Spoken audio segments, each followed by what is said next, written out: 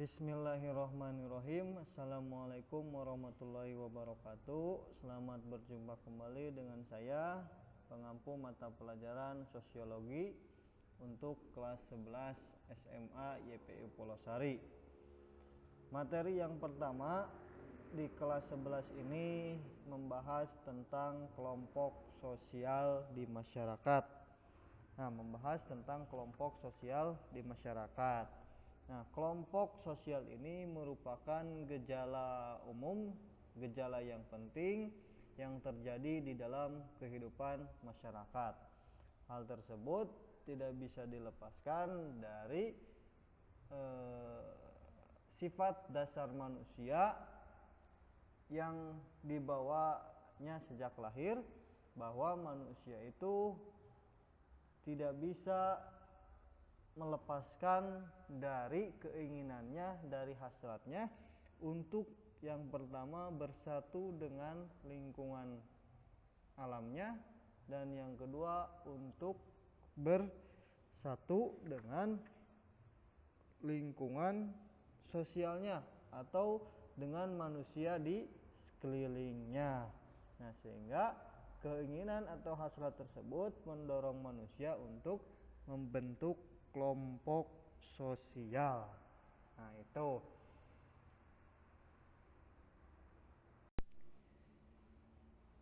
Sebelum membahas lebih lanjut mengenai apa sih kelompok sosial itu, ini adalah gambaran atau peta konsep mengenai pembahasan kelompok sosial di masyarakat secara umum. Jadi ini adalah pembahasannya.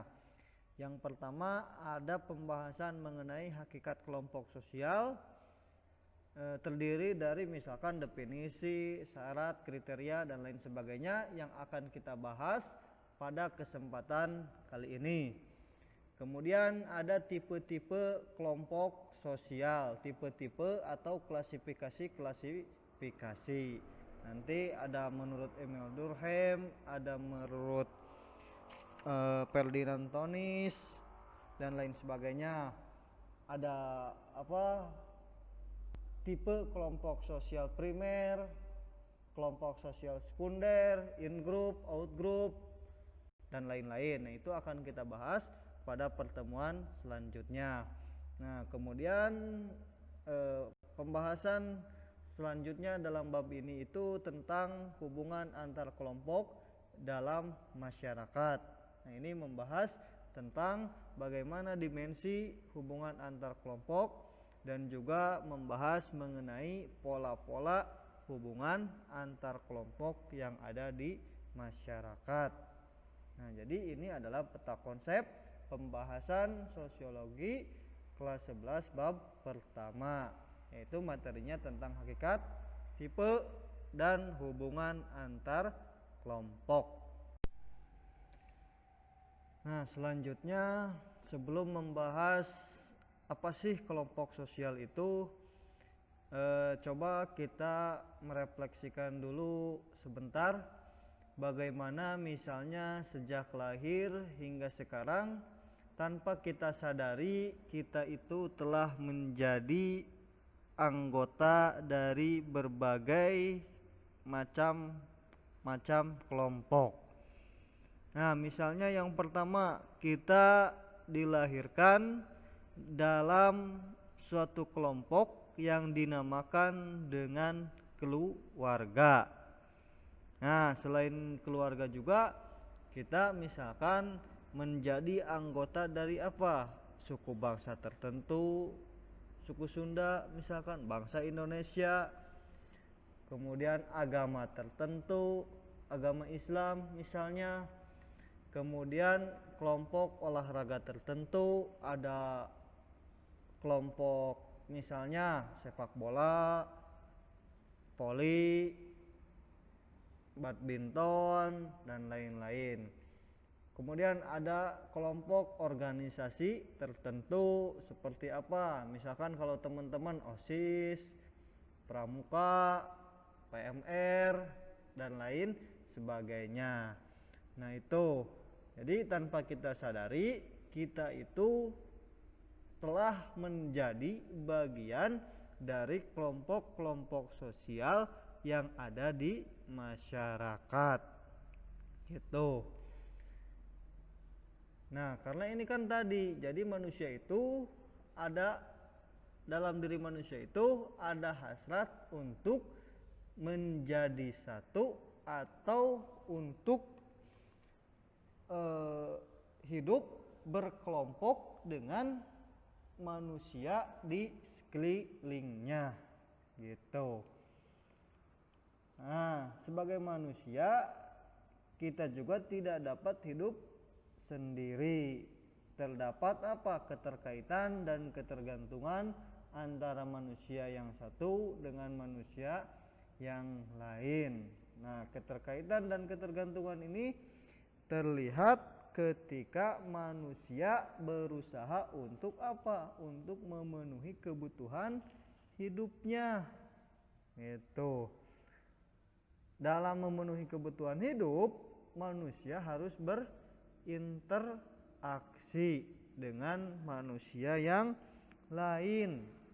Misalkan ketika kita butuh makan, kita harus berinteraksi dengan siapa? Dengan para pedagang, membeli beras, membeli telur, membeli minyak, dan keperluan yang lainnya.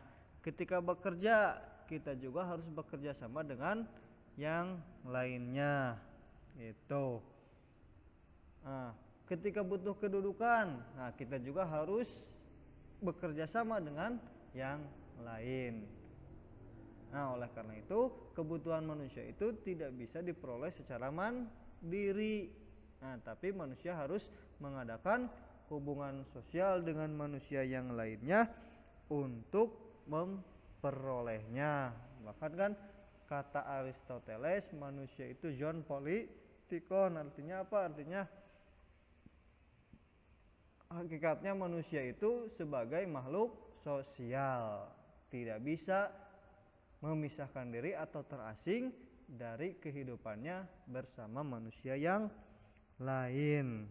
Nah, sehingga oleh karena itu manusia harus harus berusaha semaksimal mungkin dalam menjalani kehidupan atau berhubungan dengan manusia yang lainnya itu, menurut Aristoteles itu harus menunjukkan sikap-sikap sosial yang positif gitu, seperti tolong menolong, bekerja sama, gotong royong, toleransi, dan lain-lain.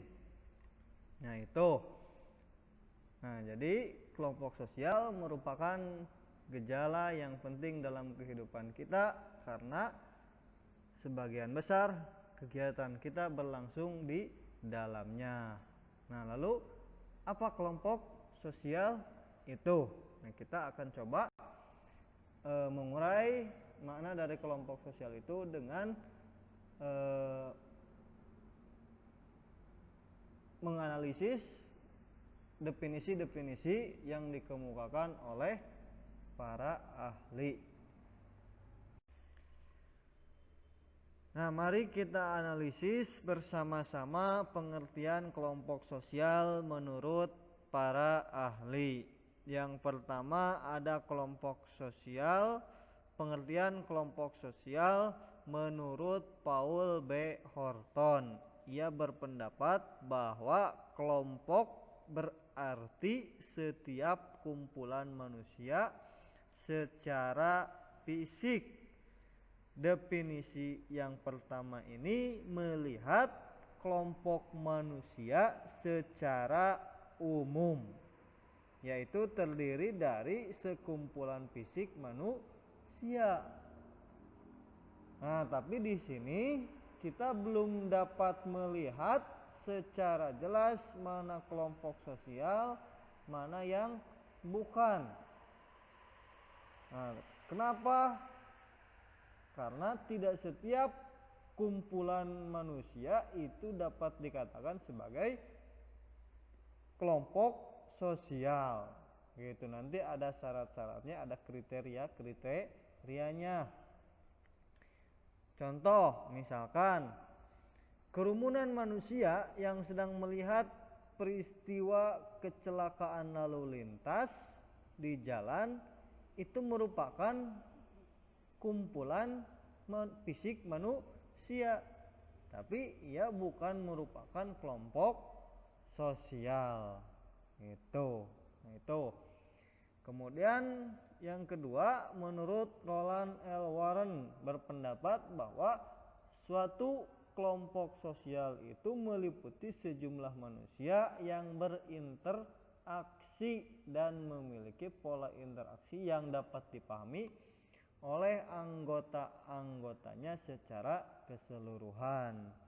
Jadi sejumlah manusia yang berinteraksi dan memiliki pola interaksi yang dapat dipahami oleh anggotanya.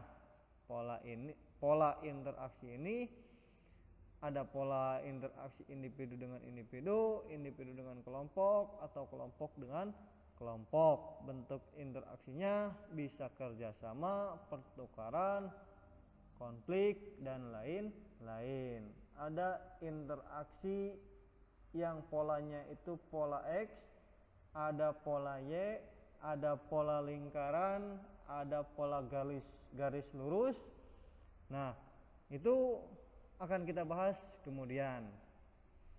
Nah, kemudian menurut Wilkahuki bahwa kelompok merupakan suatu unit yang terdiri dari dua orang atau lebih yang saling berinteraksi atau saling berkomunikasi. Jadi syarat atau kelompok sosial menurut Wilkahuki itu syaratnya itu terdiri dari dua orang atau lebih. Nah, makanya orang yang baru menikah, baru berkeluarga, belum mempunyai anak, nah itu sudah dapat dikatakan sebagai kelompok sosial.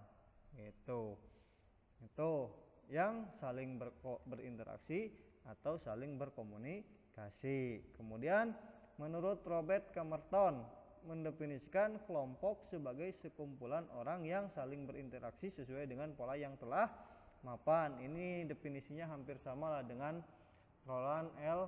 Warren tadi.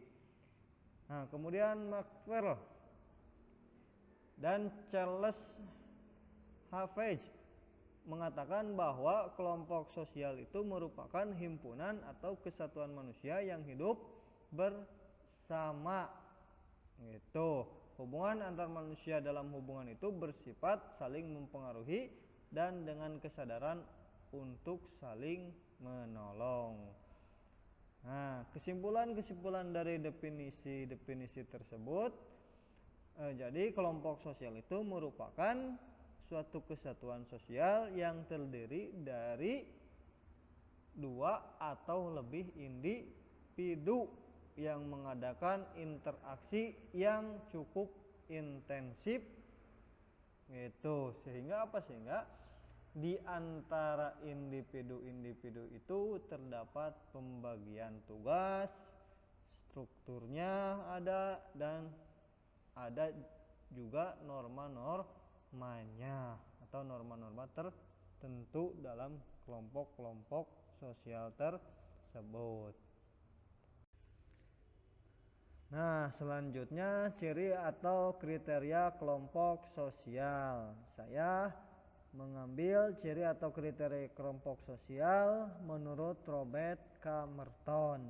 Menurutnya, kelompok sosial itu memiliki 3 kriteria, yaitu yang pertama memiliki pola interaksi. Jadi dalam kelompok sosial itu harus mempunyai pola interaksi, baik itu interaksi individu dengan individu, individu dengan kelompok, atau kelompok dengan kelompok.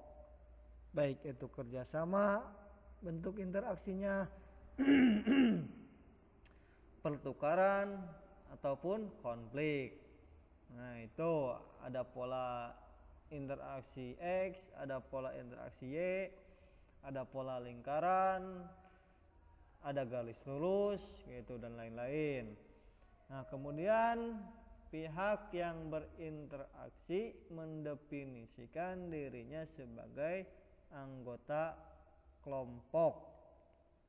Nah, jadi ada kesadaran sebagai anggota dari suatu kelompok gitu. Jadi dalam definisi yang atau dalam kriteria yang kedua ini harus ada kesadaran sebagai bagian dari suatu kelompok atau kelompok tersebut itu. Kemudian pihak yang berinteraksi didefinisikan oleh orang lain sebagai anggota kelompok. Jadi ada pengakuan dari orang atau kelompok yang lain bahwa kita misalnya merupakan anggota dari kelompok tersebut. Nah, itu ciri atau kriteria kelompok sosial menurut Robert K. Merton. Selanjutnya, syarat kelompok sosial menurut Surjono Sukanto. Nah, yang pertama, syarat kelompok sosial itu adanya kesadaran sebagai bagian dari kelompok yang bersangkutan. Jadi anggota kelompoknya itu harus sadar bahwa saya misalnya adalah anggota dari kelompok tersebut. Kemudian yang kedua, adanya hubungan timbal balik antara anggota yang satu dengan anggota yang lain dalam kelompok itu. Nah, ini hubungan timbal balik itu artinya hubungan yang saling mempengaruhi antara anggota-anggota kelompok. Kemudian adanya suatu faktor pengikat yang dimiliki bersama oleh anggota-anggota kelompok sehingga hubungan di antara mereka bertambah erat.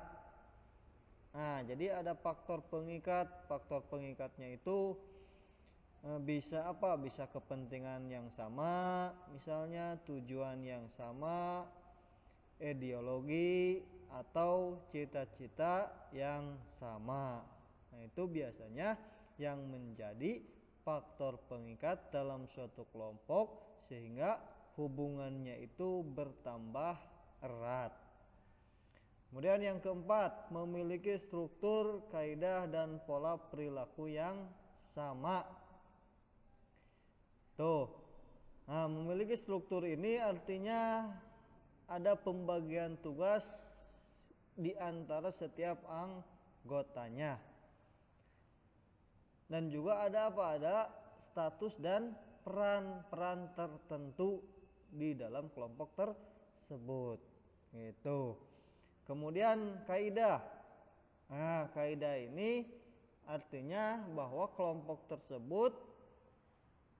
di kelompok tersebut itu ada norma atau aturan yang mengatur kehidupan bersama dalam kelompok tersebut.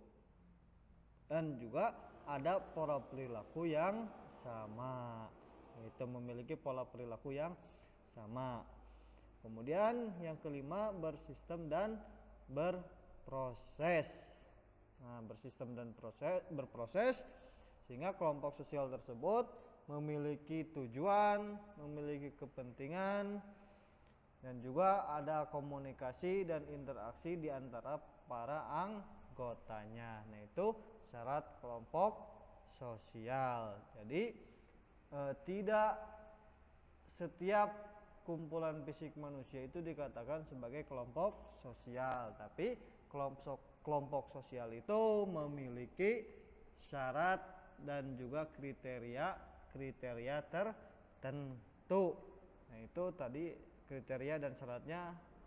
Jadi teman-teman harus sudah bisa membedakan mana yang kelompok sosial, mana yang bukan kelompok sosial. Itu. Itulah yang dapat saya sampaikan pada kesempatan kali ini, materi bahasan mengenai kelompok sosial, hakikat, syarat, pengertian, kriteria dan syaratnya. Jikalau ada pertanyaan, silahkan menghubungi WA pribadi. Sekian dan terima kasih. Wallahul muwaffiq ila aqwamit thoriq. Wassalamualaikum warahmatullahi wabarakatuh.